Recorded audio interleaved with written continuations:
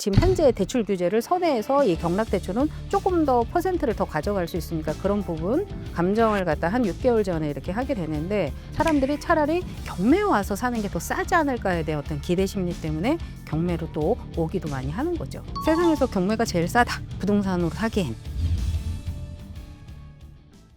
안녕하세요. 지식이 되고 돈이 되는 시간 부동산 클래스의 정준입니다. 자, 오늘은 한번 경매 이야기 해보려고 해요. 마이너스 통장에서 시작해가지고요. 2년 만에 30채 낙찰을 받으셨고요.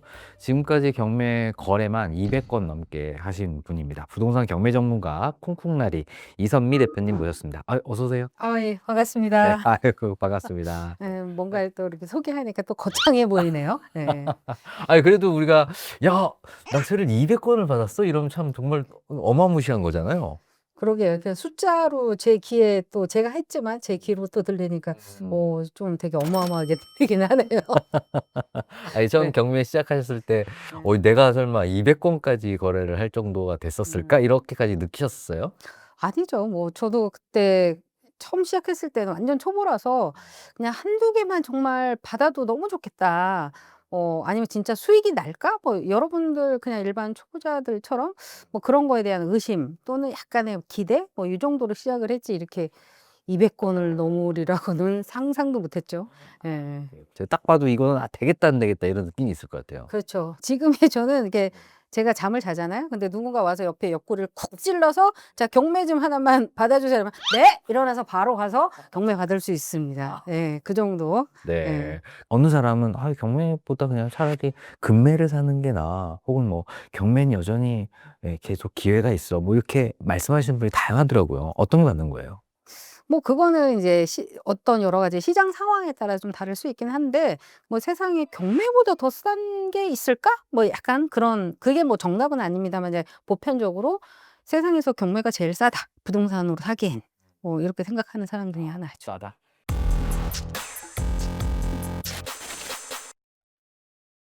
자, 일단 본격적인 경매 이야기에 앞서서 한번 전체 부동산 시장 한번 분위기 한번 짚어볼게요. 자, 대표님은 지금 부동산 시장 상황 어떻게 진단하고 계세요? 전체적인 부동산 시장은 조금 사람들이 약간 움츠려들어 있는 그런 상태?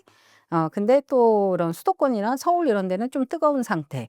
뭐 요런 정도의 어떤 분위기는 보고 있다 이렇게 보여집니다. 그렇군요. 자, 요즘 뭐 집값이 계속 오른다라는 사람이 있고 지금 너무 올라서 좀 조정을 좀 받을 거다 이런 사람들도 있어요. 대표님이 보시기에는 어느 쪽 같으세요?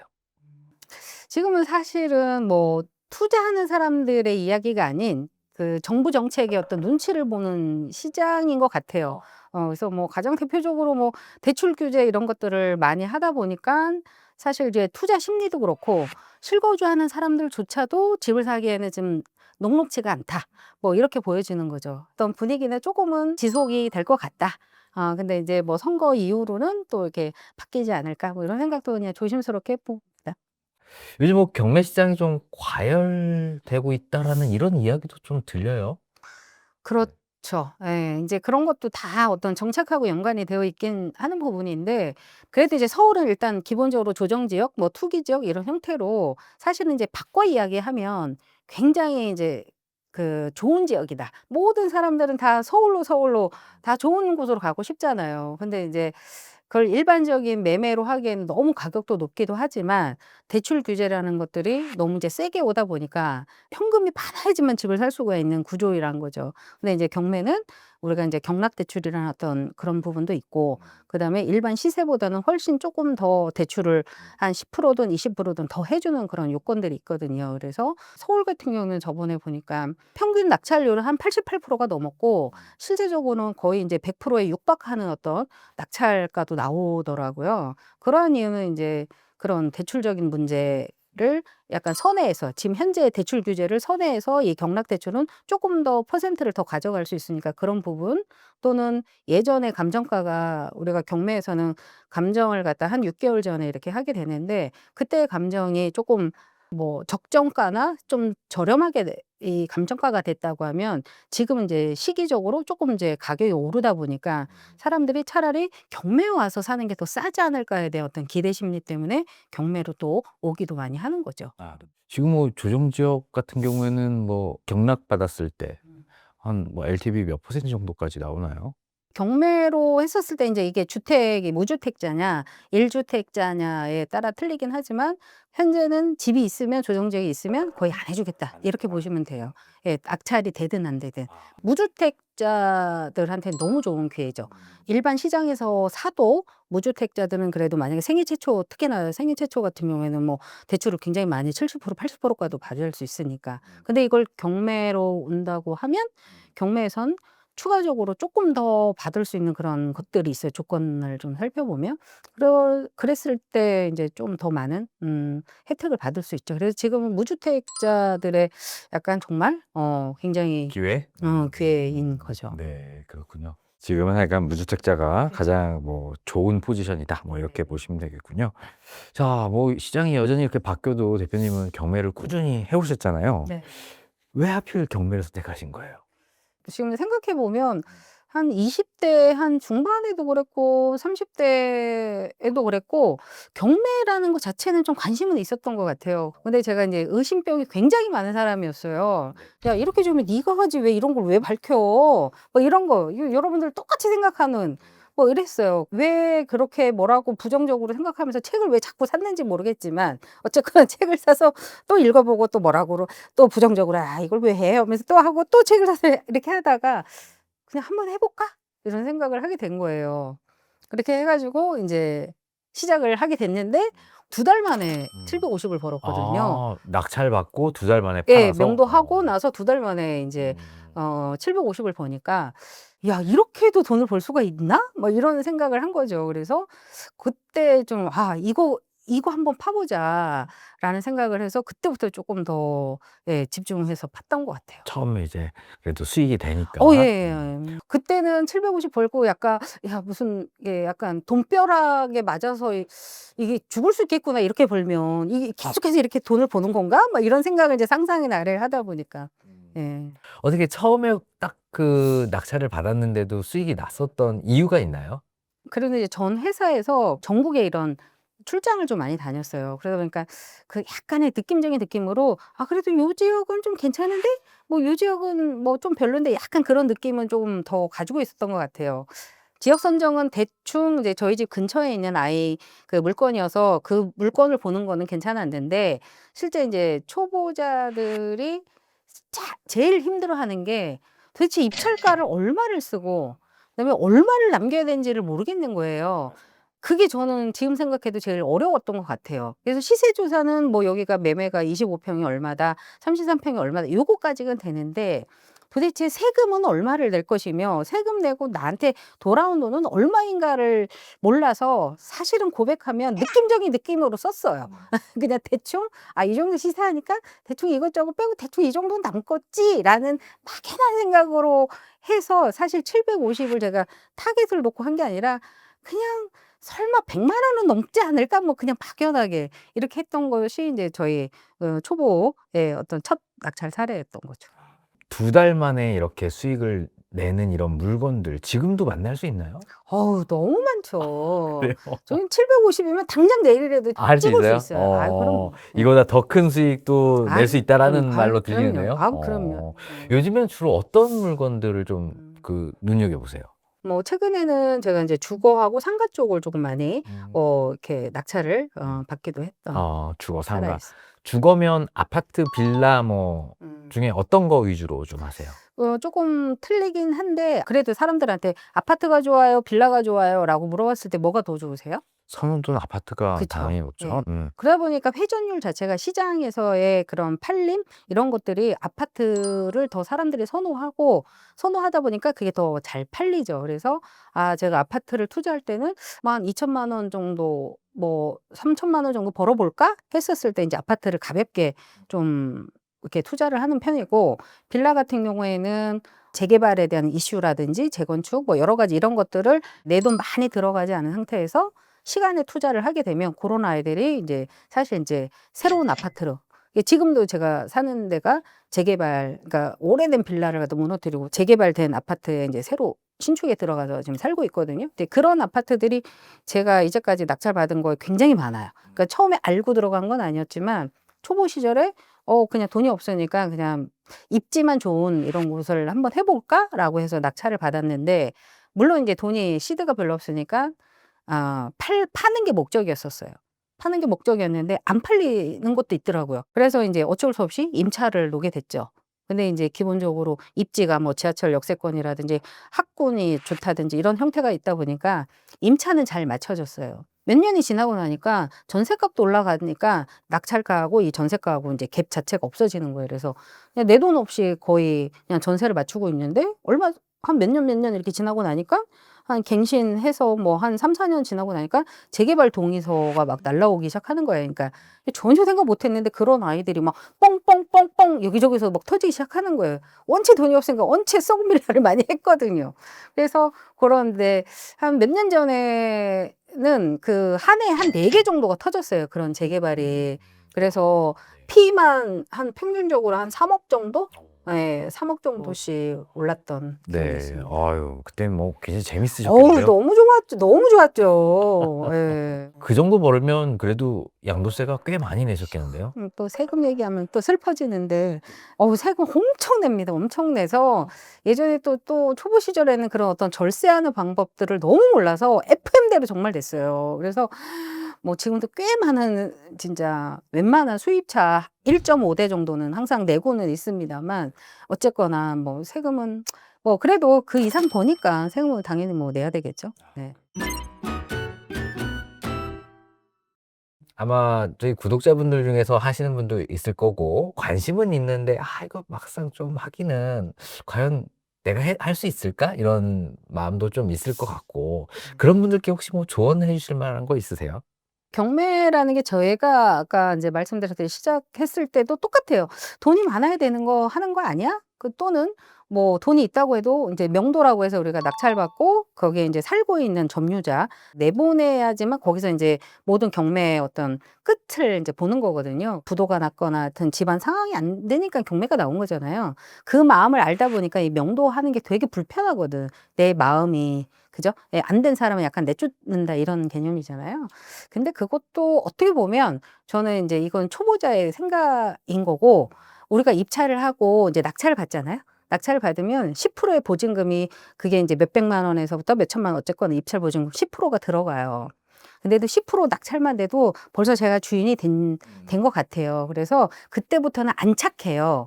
그전까지 내가 저 사람을 어떻게 내보내야 되지? 낙찰이 되면 어떡하지? 저 불쌍한 사람은 어떡하지?' 이렇게 하지만 낙찰이 되는 순간 벌써 눈에서 레이저가 나오기 시작하면서 '저 집 내 집이야. 빨리 내보내야 되겠어.' 이러면서 엄청 씩씩해지고 용감해져서 제가 봤을 때는 어려운 것 같지는 않은데 사람들이 여전히 무서워하는 거는 그 안 해본 거에 대한 어떤 두려움, 뭐 선입견 이런 것 때문에 그래요. 그럼 대표님이 여태까지 경매를 해 오면서 이 경매 전 과정에서 진짜 이게 가장 중요하다. 이 포인트가 있으세요? 내가 인제 어떤 뭐 임하는 어떤 자세 같은 것들이죠.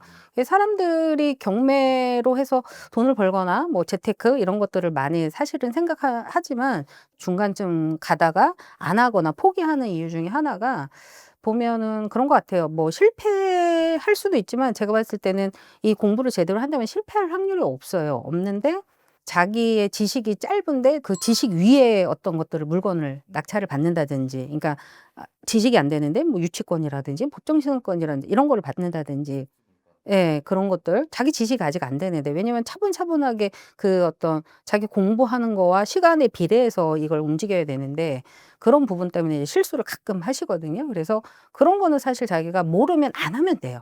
안 하면 되고 굉장히 물건도 하루하루에 몇 천 건씩 많이 나오는데 굳이 그 물건을 할 필요가 없잖아요, 자기 지식이 안 되는데. 그리고 두 번째는 자기의 인제 마음의 조급함이죠. 왜 사람들은 다들 뭐 재테크나 이런 것들을 하거나 주식도 마찬가지지만 약간 인제 일확천금이나 아니면 한 방에 뭐 '한번 하자.' 뭐 이런 거잖아요. 그러다 보니까 마음이 스스로가 조급해져요. 저희는 좀 천천히 우리가 죽고 먹고 죽을 때까지 사는 게 집이기 때문에 '집이 하루아침에 없어지지 않는다.' 그래서 그냥 '투자하는 마음으로 천천히 가도 좋다.' 약간 스스로에 대한 조급함 때문에 실수를 많이 하기도 해요. 네. 아, 그렇군요. 어떻게 보면 이 그 경매라는 제도 자체가 모두가 이제 좋은 윈윈할 수 있는 이런 구조다라고 생각을 하는데 또 그 한편에서는 또 거기에 살고 있는 임차인들 나가야 되는 이런 상황, 이런 불편함들 그리고 좀 안타까움들이 좀 있을 수가 있을 것 같아요. 그래서 그런 부분들을 좀 잘 해결해 내면 된다라는 말씀을 제가 좀 들었습니다. 맞습니다. 그래서 결국은 이것도 결국은 사람과 사람의 이야기잖아요. 물론 내가 낙찰을 받아서 이게 어떤 윈이다라고 할 필요도 없는 거고, 저 채무자 역시도 어쨌거나 여러 가지 상황에서 이제 그 상황이 된 거잖아요. 그러면 그 사람도 알고 있습니다. 내가 지금 이게 하루아침에 망해서 그런 게 아니라 여러 가지 자기가 뭐 은행에서 대출을 쓰고 뭔가 지금 상황이 안 좋아지고 이자도 못 갚고 이러다 보니까 경매에 내 집이 나왔구나라는 걸 알아요. 알지만 현실적으로 좀 속상하고 부정하고 싶은 거지. 그 마음을 가지고 잘 약간 다독거리기도 하고 이렇게 서로 밀당을 하면서 이렇게 내보내 뭐 이게 어쨌거나 명도를 하거나 이런 형태로 하면 되는데 이제 그런 부분들이 이제 아무래도 초보자들은 조금 어려우신가 봐요. 그래서 예, 그런 것만 잘 해결하면 좋을 것 같아요. 아, 네, 알겠습니다. 그럼 자세한 경매 이야기를 좀 2부에서 좀 한번 여쭤보도록 하겠습니다. 네네. 자, 그럼 대표님, 일단 우리가 경매 조금 이야기를 이제 더 들어가기 전에 네. 경매 전체적인 한번 그 흐름 한번 먼저 말씀 좀 한번 부탁드릴게요. 일단 이제 초보자들 입장에서 한번 설명을 해볼게요. 만약에 전국에 경매가 나왔다라고 생각을 하면 MC분께서는 어떻게 검색을 시작할 것 같아요? 내가 아는 지역부터 이렇게 계속 주민을 해 가면서 그겠죠. 보겠죠. 네. 맞아요. 그게 정답이에요. 그래서 어, 초보자들은 네. 내가 아는 지역부터 내가 뭐 고향이라든지 아니면 살았던 곳, 뭐 이런, 아니면 지금 현재 살고 있는 곳, 이런 데 아는 데부터 시작을 해서 뭐 소재지 검색을 한다든지 지도 검색을 해서 나아가는 거죠. 거기에서 이제 주거를 할 건지, 아파트를 할 건지, 빌라를 할 건지, 아니면 난 상가를 할 건지, 이렇게 이제 그 필터링을 하는 게 맞아요. 예, 왜냐면 그 지역에 살면서 느낌이 있을 거란 말이에요. 우리 아파트는, 우리 동네는 최소한 이 정도는 돼. 그리고 학군도 그렇고, 지하철역도 그렇고, 나름 괜찮아. 이 정도는 뭐, 이게 나름의 점수를 매길 수 있는 어떤 평가의 어떤 기준이 좀 있잖아요. 그런 걸 가지고 해서 내가 잘 아는 지역부터 시작하는 게 가장 맞아요. 엄한 데 찾아다니지 말고. 자, 그럼 일단 물건 찾는 게 가장 핵심일 것 같은데, 네. 그럼 좀 구체적으로 어떤 어플을 좀 사용해서 찾으면 돼요? 원래는 이제 경매 정보 사이트, 법원 경매 정보 사이트가 있어요. 그건 이제 공짜로 그냥 가서 사이트에 가서 검색을 하는 건데, 조금은 초보자들이 동선을 따라서 읽기가 조금은 불편해요. 예, 그래서 저 같은 경우에는 이제 행크 옥션에 이런 지도 검색을 하기도 하지만, 그 똑같이 이 지도 검색이 우리 KB 부동산에도 똑같이 있어요. 네. 예, 그래서 그 경공매 아이콘을 누르면 이제 지도가 나오는데 그 경매에 나오는 어떤 주소를 얘가 이제 바로 잡히죠. 그래서 우리가 얘를 이제 클릭을 해서 좀 더 자세한 정보를 알 수가 있는 거죠. 예, 굉장히 편하게 잘 되어 있더라고요. 자, 그럼 만약에 그렇게 해가지고 물건을 추렸어요? 그러면 현장에서 우리가 꼭 확인해야 될 건 좀 뭐가 있을까요? 현장에 가셔야 돼요. 현장에 가야지만 우리가 이제 이런 옥션 사이트나 이런 데 사진 이런 것들이 다 제공이 되긴 하거든요. 근데 사진이라는 것도 우리가 뭐 수백 장, 수천 장이 올려지는 게 아니라 그냥 몇 장 정도 그냥 대표적인 이미지만 있는 거라서 4층에 빌라를 갖다가 만약에 물건을 낙찰받고 싶어. 근데 4층이면 옥상이잖아요. 거의 위에 탑이.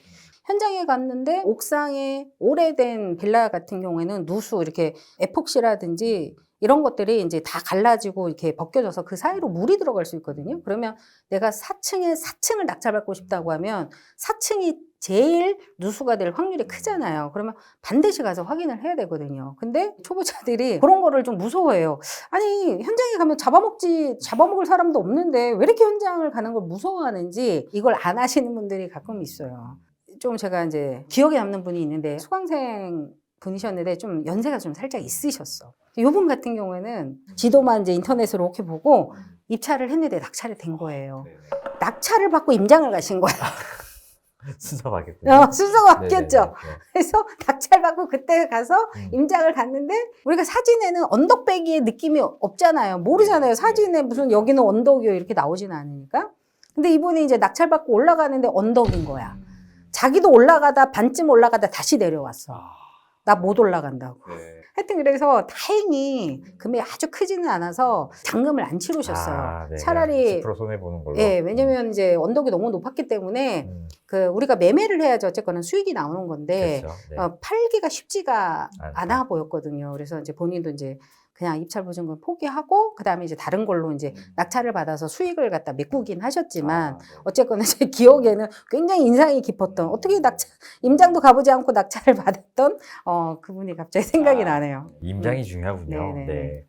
그럼 우리가 이 경매를 딱 낙찰 받을 때 최소 금액 단위가 좀 있을까요? 이 정도는 있어야지 그래도 낙찰 시작할 수 있다. 그렇죠. 경매 시작할 수 있다. 네. 그거는 뭐 지역마다 또 물건마다 좀 다르긴 해도 제 기준으로 하면 저는 이제 비조정 지역, 인천을 좀 많이 보는 편이기도 해요. 또는 뭐 경기도 쪽. 그게 이제 아파트 같은 기준은 내가 이제 무주택이라고 하면 뭐 또는 생애 최초 이렇게 하면 70% 80% 정도가 나와서 내 자본이 별로 그렇게 많이 들지는 않아요. 그래서 한 아파트 기준으로는 한 8천에서 뭐 1억 내외 정도고. 아, 유주택자도 가능하겠군요. 그쵸, 비조정 지역. 비조정 대학은 어차피 유주택자도 가능하니까요. 예. 경매 낙찰 대금이 나올 테니까. 그럼요. 네. 그래서 수도권 안에서도 뭐 인천이라든지 경기도 이런 데도 있고 사실 뭐 대전도 있고 우리가 대구도 있고 부산도 있고 울산도 있고 다 비조정 지역이에요. 그런 데는 오히려 대출이 되게 자유로운 편이거든요. 그래서 그런 거 활용하셔도 좋고 그다음에 이제 빌라. 빌라는 이제 실질적으로 소액으로 좀 투자를 해볼 수 있다. 네, 이야기를 하는데 그냥 인천이나 이런 어떤 그 수도권 외곽 지역 쪽 기준으로 이렇게 봤었을 때는 작게는 3천에서 5천 정도면 괜찮을 것 같아요. 그래서 최근에도 한 달인가 2달 전에 이제 저희 수강생 한 50대 한 중반 정도 택배업을 하시는 분이 계세요. 야간 택배업을 하시는 분이 있는데 요분이 이제 수원에 빌라를 낙찰을 받아서 자기 돈 1,700만 원 정도 투자를 했는데 명도하고 나서 이제 이사 내보내고 나서 순수익 5천만 원 정도를 번 사례가 있어요. 최근에. 원래 이제 빌라는 사실 사람들이 선호하는 대상은 좀 아니기 때문에 조금 그렇긴 하지만 그건 지역에 따라서 상황에 따라서 달라요. 그래서 거기 같은 경우는 저도 가봤는데 너무 좋더라고요. 입지가. 그래서 바로 명도 후에 바로 팔려가지고 한 5천만 원 정도 수익을 번 사례가 있습니다. 이게 가능은 한데 이게 흔한 사례는 아닌 거죠. 그렇죠. 아주 흔한 사례는 아니지만 아주 뭐 흔하지 불가능한 건 않은 아니다. 그런 것도 아니에요. 그래서 그냥 중간쯤. 야, 그럼 결국에는 잘 팔릴 수 있는 거를 선택할 수 있는 거, 싼. 네, 네. 그게 핵심이겠군요. 그럼요. 물건을 이렇게 자주 본다고 이렇게 그 눈이 길러지나요? 엄청 길러져. 아, 그래요? 보는 것만으로도? 네. 저는 초보 시절에 한 자리에 앉아서 20시간을 검색해 본 적이 20시간이요? 있어요. 와, 대단하신데요? 제 느낌은 한 대여섯 시간 흘렀다고 생각했는데 20시간을 갖다가 앉아서 동이 떠올 때까지 그걸 하고 있더라고요. 그래서 지금은 뭐 그렇게는 안 하지만 초보 시절에 기본 대여섯 시간은 했던 것 같아요. 그냥 한 번 꽂히면 약간 좀 안 움직이는. 일주일에 물건이 계속 바뀌니까 일주일에 그쵸. 5시간, 6시간씩은 일단 물건 검색을 계속 하셨다는 거죠? 예, 그래서 그 물건을 많이 본다고 해서 그 임장을 다 가면 좋겠지만 체력적으로 그게 또 안 되고 뭐 우리가 실제 입찰을 할 수 있는 건 아니니까 그래서 그렇게 검색을 하다가 거기에다 이제 메모를 해놓는 거예요. 아, 얘는 내가 생각하는 입찰가 아니면 수익 구조를 여기다 이제 메모를 해놓고 얘가 이제 낙찰이 어쨌거나 이제 시간이 좀 나오잖아요. 그럼 내가 생각했던 입찰가하고 요 낙찰가 이 사람이 실제 받은 낙찰가가 차이가 얼마나 있을까 또는 이 사람은 어떤 식으로 수익 구조를 생각하고 이 입찰가를 썼을까를 역으로 이제 계산을 해보는 거죠. 그럼 그것도 공부가 엄청나게 많이 돼요. 자, 그럼 결국에는 제가 딱 듣기로는 잘 팔릴 만한 이런 물건을 선택하는 게 중요할 것 같은데 어떤 물건을 선택해야지 이게 잘 팔려요? 일단 주거로 먼저 이야기를 해보면 주거 같은 경우는 그 선택의 여지가 주부 여자 관점으로 보시면 돼요. 주부의 관점. 초등학교 기간에는 엄마들이 이사할 생각을 별로 안 해요. 아이가 굉장히 예민해질 수 있다 이런 생각, 친구들의 어떤 관계도 그렇고 그러다 보니까 초등학교가 주변에 있으면 거의 그냥 한 붙박이 6년은 그냥 끄떡없이 주변에 있을 것이다. 그래서 학교를 좀 보는 편이고요. 그 다음에 두 번째는 저는 이제 개인적으로 교통.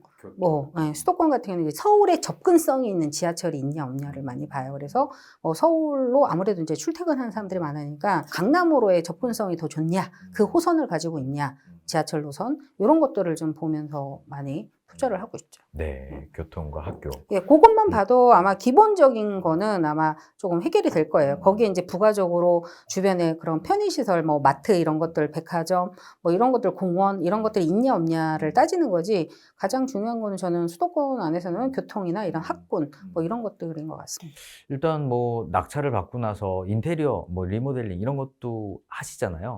요즘 뭐 직접 예전엔 보니까 직접 하셨던 것도 같은데 요즘 네. 직접 하세요? 아니면 또 누굴 좀 이렇게?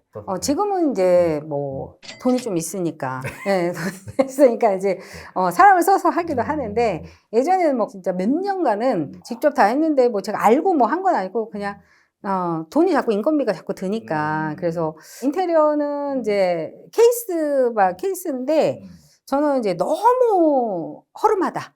허름하고 얘는 위치하고 여러 가지 입지가 좋은데 너무 안이 내부가 너무 조금 별로다 이랬을 때는 인테리어를 좀 하는 편이에요. 좀 강하게. 예, 뭐 이렇게 너무 화려하게 하진 않더라도 기본적으로 하는 편인데 차라리 인테리어 하면서 자기가 머리 스트레스 받느니 차라리 다 해놓은 얘를 사는 게 더 낫겠다 이 생각을 많이 하죠. 그래서 뭐 요즘은 조금 이제 좀 허름하다라고 하면 인테리어를 해서 오히려 값어치를 높여가지고 하는 편입니다.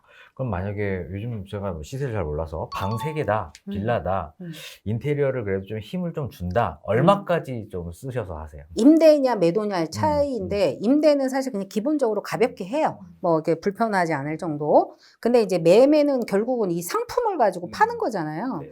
그래서 조금은 힘을 주려고 해요. 그렇다고 이제 뭐 돈을 많이 쓴다 이 개념이 아니라 뭐 조명에 포인트를 준다든가 뭐 싱크대에 포인트를 준다든가 여자들이 이렇게 보는 어떤 면들이 있다는 거죠. 그래서 뭐 방 3개, 화장실 2개요. 이 정도 한다고 하면 일반 시장에서는 한 4천, 5천을 한다면 저는 한 2,500 정도?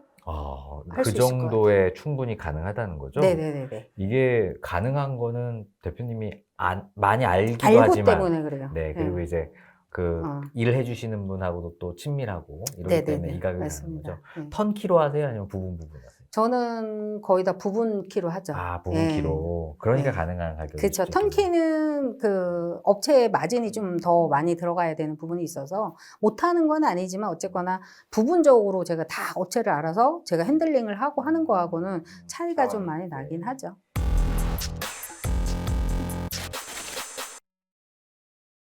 우리가 낙찰 받을 때 뭐 숨은 비용이라고 하죠. 이런 수리비라든지 뭐 관리비 혹은 체납 이런 네. 비용들 챙긴다고 챙겼지만 또 있을 수는 있으니까 그렇죠. 어느 정도까지 우리가 조금 감안하고서 들어가는 게 좋을까요?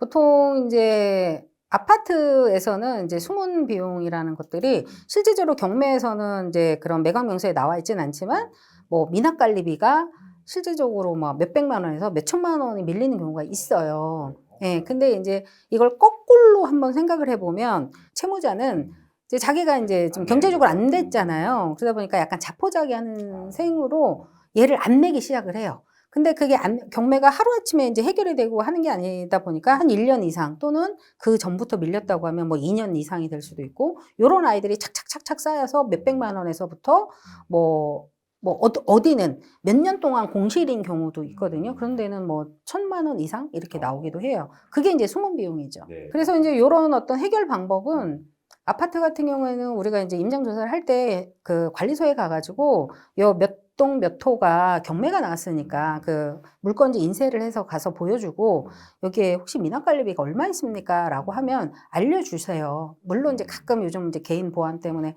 안 알려주시기도 하는데 말을 잘 하시면 그래도 뭐 대략 한 300 밀렸어요, 350 밀렸어요 라고 하면 그 비용을 갖다가 결국은 입찰가에 산정을 하셔야 돼요. 수익률에. 그래야지 내가 최악의 경우는 내가 낙찰을 받으면 이 돈을 내고 들어와야 되겠다라는, 왜냐면 채무자가 낼 가능성은 별로 없거든요. 그래서 그걸 갖다 이제 수익률에다 같이 넣어야 되는 부분이고, 그리고 여기서 또 하나의 팁을 드리면 전용하고 그 공용이 있어요. 전용이라는 거 내가 이제 우리 집이다 그러면 우리 집에서 밟고 돌아다니는 그 공간을 이야기를 하는데, 공용은 뭐 엘리베이터라든지 뭐 지하 주차장이라든지 등이라든지 이런 것들은 다 공용. 내가 뭐 한 달 출장을 갔다 왔어도 그거는 엘리베이터는 돌아가고 계단에 등 이런 것들은 다 움직이는 거잖아요. 그래서 그거는 이제 판례에서 낙찰을 받았어도 공용에 대해서만큼은 낙찰자가 지불을 해야 된다라는 판례가 있습니다. 그래서 그런 것들을 나중에 이제 관리소에 가서 낙찰 받고 혹시 이 300만 원이 만약 300만 원이 밀렸다고 하면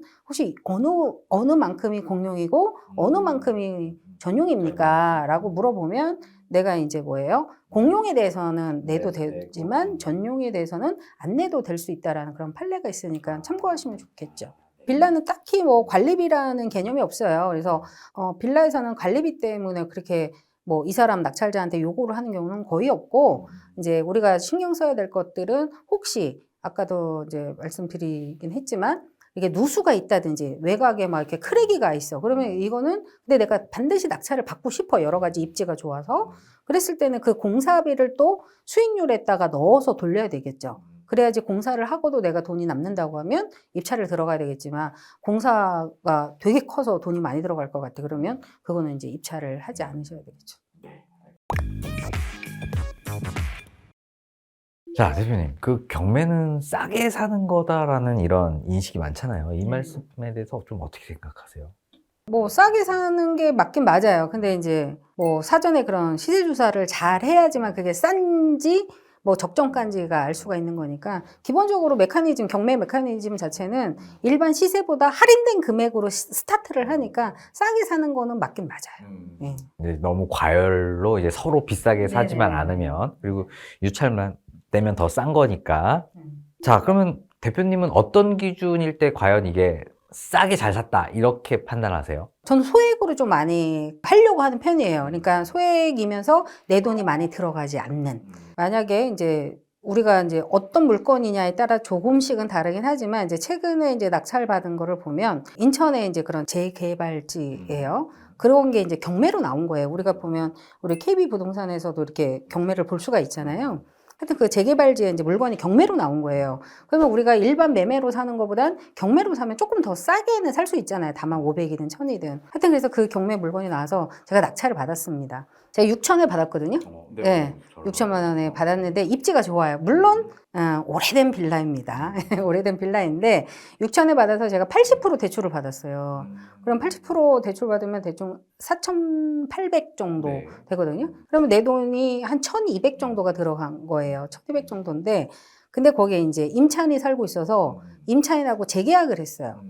1,000에 40으로. 그러면은 제 돈 1,200 들어간 것 중에 1,000을 또 그 보증금을 받았으니까 1,000에 40. 그러면은 1,000 회수되고 200이 내 돈이 들어간 건데 그 사람한테 월 이자 이제 월세 받는 게 40만 원이니까 제가 4,800에 대략 5% 정도 계산하면 한 달에 20만 원 정도 이자를 내거든요. 그래서 그러니까 40만 원 월세 받고 20만 원 이자 내고 20만 원은 내 거. 그러니까 실제적으로는 나는 아까 200만 원 하고 취득세 이것저것 해서 기타 한 전체 400만 원 주고 산 거예요. 근데 얘가 만약에 지금 당장은 뭐 재개발이 막 움직이고 이러진 않지만 앞으로 시간이 가면 움직일 곳이란 말이죠. 그러니까 시간에 투자를 하는 거예요. 시간에 투자. 400만 원을 가지고. 400만 원은 저한테는 없어도 되는 돈이에요. 네, 그래서 그냥 400만 원 투자해 놓고 임차는 또 맞춰진 상황이고 또 위치가 좋으니까 임차는 잘 맞춰질 것 같아요. 그래서 그런 아이들이 이제 나중에 5년이 됐든 어쨌거나 되면 저한테 이제 새로운 새 아파트로 돌아오는 거죠.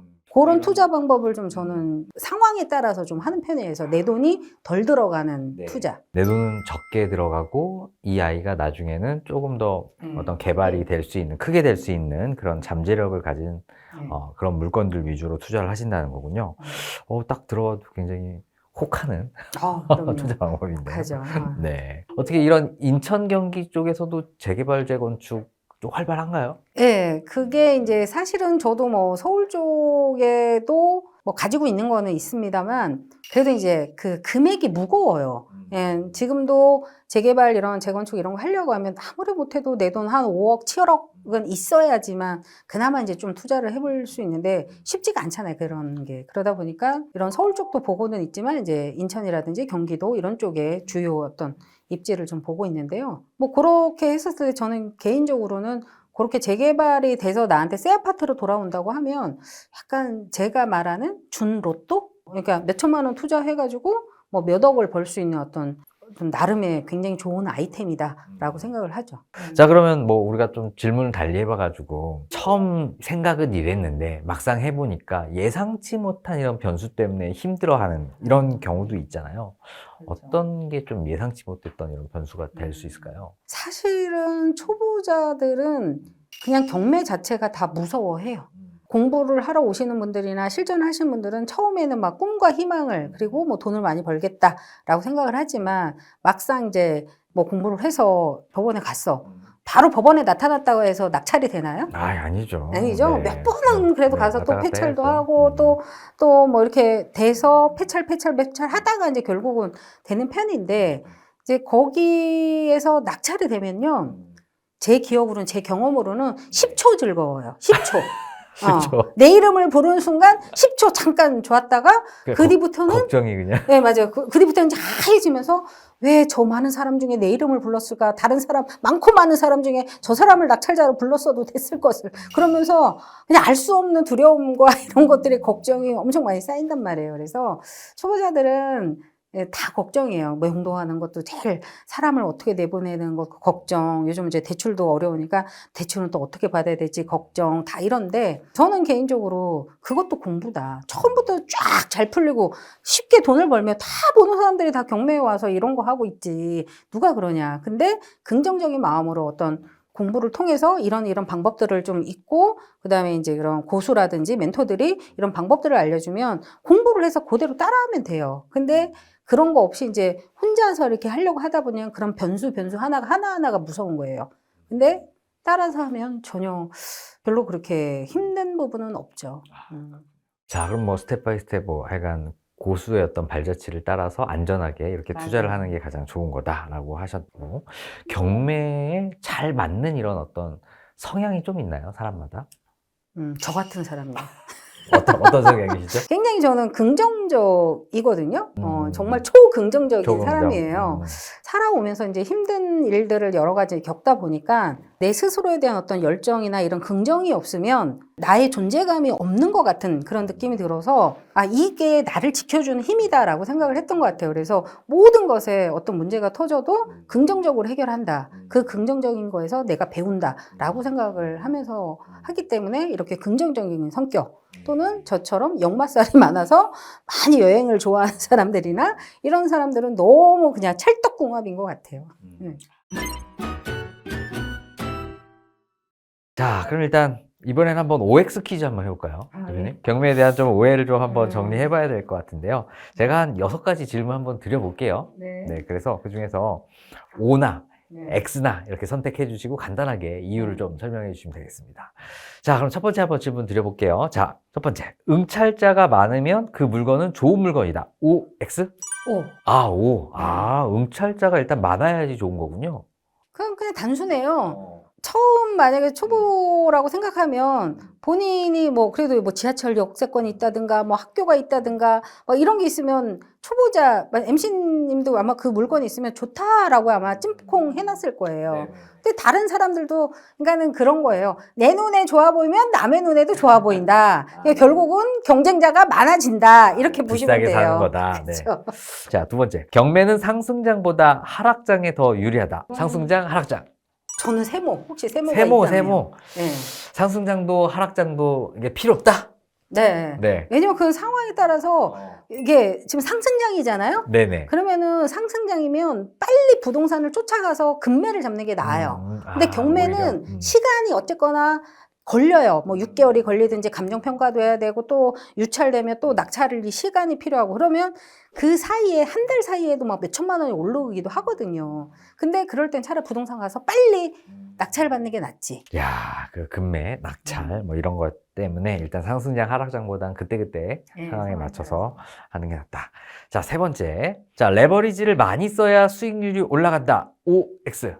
X. X? 저는 X예요. 대출 많이 받아야지 음. 그 레버리지 많이 써서 수익률 높아지는 거 아닌가요? 그건 이제 계산서 상의 이야기고 어, 저는 개인적으로 레버리지를 많이 쓰죠. 왜냐면 은행의 돈을 내 돈처럼 해라. 이게 이제 저의 마인드니까. 그래서 저는 레버리지를 많이 쓰는데 이제 왜 X라고 했냐면 결국은 은행의 대출 이제 레버리지를 이용을 하면 내 돈은 작게 들어가나. 그래서 그 수익률로 계산상으로는 플러스가 굉장히 많이 나요, 수익률이. 그렇긴 하지만 실제적으로 내 이자 이런 것들을 내야 되잖아요. 많이 내가 대출을 받을수록 이자도 되게 높고 뭐 여러 가지가 되잖아요. 그러면 이것저것 빼면 레버리지가 많을수록 기타 기회비용도 많이 들어가는 편이에요. 그래서 뭐 정답은 아닙니다만 이제 제 개인적인 이제 판단은 레버리지가 너무 이제 많을수록 이제 조금 수익률은 조금 빠질 수 있다. 아, 오히려 이렇게 내는 돈, 뒷돈이 좀 많아진다. 들어가는 돈이. 그렇죠. 근데 이제 돈이 뭐 탑법 자체를 갖다가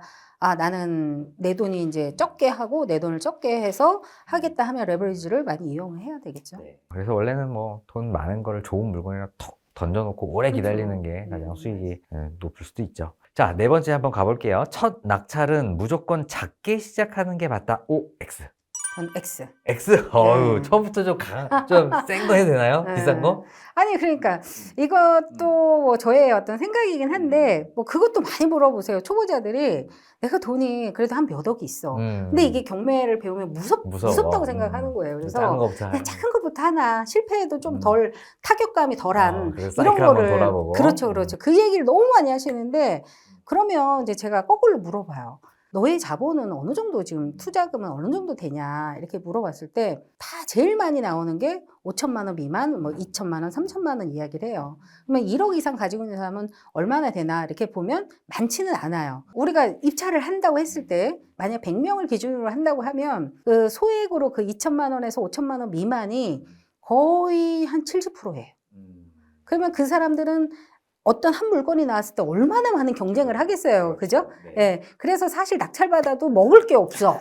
왜 그 많은 사람이 다 덤비기 때문에. 근데 이제 일부의 조금 금액을 가지고 있는 사람들은 자기가 할 수 있는 물건이 딱 정해져 있거든. 굳이 이렇게 낮은 거 잘 안 해요. 큰 거 해서 우량 물건 해서 차라리 경쟁도 덜한 이쪽에서 딱 빨리 치고 나오는 게 사실 그게 저는 맞다고 보는데 조금 이제 생각을 잘 이렇게 하시는 분들은 그냥 작은 것부터 해볼까? 이렇게 했다가 계속 그 작은 그 80%에 거기에 다 몰려서 같이 또 싸우고 있는 거예요. 그러면 저는 굳이 그렇게 할 필요가 뭐 있냐. 좋은 물건은 좋은 물건대로 해라. 네. 여기도 일단은 뭐 비싼 게 좋은 거다. 그럼요. 예, 그거는 뭐. 네. 자, 다섯 번째 한번 가볼게요. 경매는 매매 시장보다 항상 한 박자 늦게 움직인다. O, X. X. X. 네. 아, 경매가 오히려 더 매매 시장보다 빨리 움직일 때도 있나요? 매매 시장은 하루하루가 사실 여러 가지 정책이나 대출 규제 이런 것 때문에 시장이 막 바로바로 바뀌잖아요. 근데 경매는 우리가 감정가 자체가 6개월 전에 이미 형성이 돼 버렸기 때문에 되게 그런 어떤 상승장이나 하락장이 왔을 때는 속도가 좀 느린 편이에요. 그래서 그 타이밍을 잘 조절해서 들어가야 되는 부분이 있어요. 네. 그래서 요즘 같은 상승장에서는 1년 전에 만약에 경매 그 감정을 받은 것들은 뭐 낙찰가율이 100% 이상 넘어가는 게 그렇죠. 허다할 수밖에 없는 거죠. 네. 마지막 질문입니다. 자, 경매는 결국 기술이다. O, X. 네, 요것도 세모. 아, 세모. 네. 야, 그럼 기술가 뭐 기술이 아닌 어떤 측면이 네. 있나 봐요? 그러니까 사람들은 너 뭐 당신은 이제 고수니까 굉장히 잘하는 거 아니야 이렇게 이야기를 할 수 있지만 그 말이 뭐 틀린 말도 아니지만 저는 좀 꾸준히 해라 이 이야기를 하고 싶거든요. 그러니까 뭐 머리가 좋아야지 하냐 그것도 아니에요. 오히려 차라리 그냥 진득한 사람 있잖아요. 그냥 꾸준한 사람, 큰 변화에 크게 바람에 흔들리지 않는 이런 사람들이 좀 오래 해요. 뭐 물론 어떤 스펙타클하게 엄청난 뭐 그런 돈을 많이 벌지는 않지만 크게 자기 마음에 동요를 하지 않고 그냥 꾸준히 그냥 요거 해서 사실 우리가 이제 공부만 조금 한 달, 뭐 2달 이 정도만 하면 충분히 다 어느 정도는 할 수 있어요. 물론 이제 조금 더 공부를 하면 더 좋은 물건을 바라보는 어떤 시각적인 게 늘어나긴 하지만 처음에는 한 1,000만 원 정도 벌었다가 이제 이게 한두 번, 몇 번 더 하면 한 1,500이 될 수도 있는 거고 수익이. 그다음에 한 3-4번 하면 명도도 늘어날 것이고 이게 이제 스킬일 수도 있죠, 기술. 그러면 그게 또 수익이 2,000만 원이 될 수도 있고 이런데 이게 특별하지 않으면 요 사이클이 계속 꾸준히 갈 수 있어요. 그래서 제가 늘 약간 자기 본업에 연봉을 이 경매에서 만들어 봐라. 충분히 그렇게 할 수 있다. 근데 마음이 조급한 사람은 이 마음 자체가 들쑥날쑥하기 때문에 좀 자기한테 스스로한테 진다고 해야 되나? 이런 느낌이 있다고 하면 꾸준한 사람들은 그런 기복에 관계없이 꾸준히 수익을 작지만 계속 이렇게 벌고 있더라고요. 예.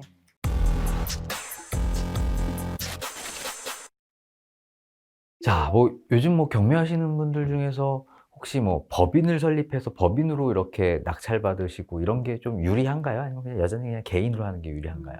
법인으로는 부동산, 특히 이제 주거 같은 경우에는 세율 자체가 이제 취득세가 거의 12%라서 엄청나게 비싸요. 그러니까 만약에 빌라를 내가 낙찰을 받아서 1억짜리를 받았다. 그러면 취득세를 한 100만 원, 110만 원 정도 낼 거를 얘는 거의 뭐 1200만 원, 1400만 원 이렇게 내야 된단 말이에요. 그래서 법인으로는 제가 봤을 때는 부동산 주거 쪽으로는 별로인데 법인으로는 상가 같은 경우는 또 괜찮아요.